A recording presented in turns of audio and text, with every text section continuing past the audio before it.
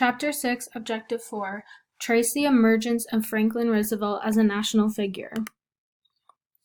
FDR was born into a wealthy family in New York State.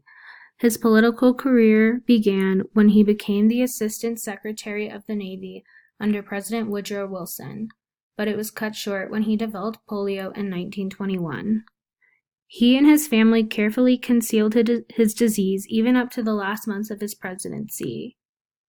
Roosevelt strove to give the appearance that he could walk, mastering the deception by relying on his arms to support himself. Polio transformed Roosevelt. His experience made him more sensitive to others whose lives were devastated by polio and other problems such as poverty. He experienced a considerable share of his personal wealth to develop a place where persons with polio could get physical therapy for the illness in Warm Springs, Georgia. He was married to Eleanor Roosevelt, who pushed and prodded him continually, not only to continue his political career, but also to use his power to help others, including women, African Americans, and unemployed persons.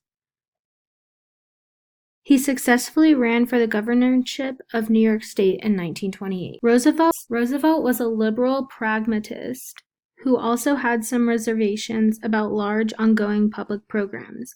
As a pragmatist, he was acutely aware of the political context in which he worked.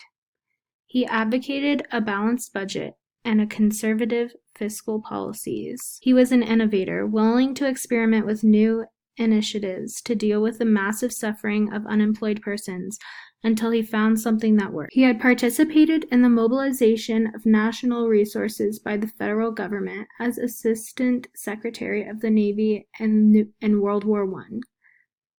As governor of New York State, he had initiated the Temporary Emergency Relief Administration, TERA, to provide state funds to local units of government for outdoor relief to the unemployed.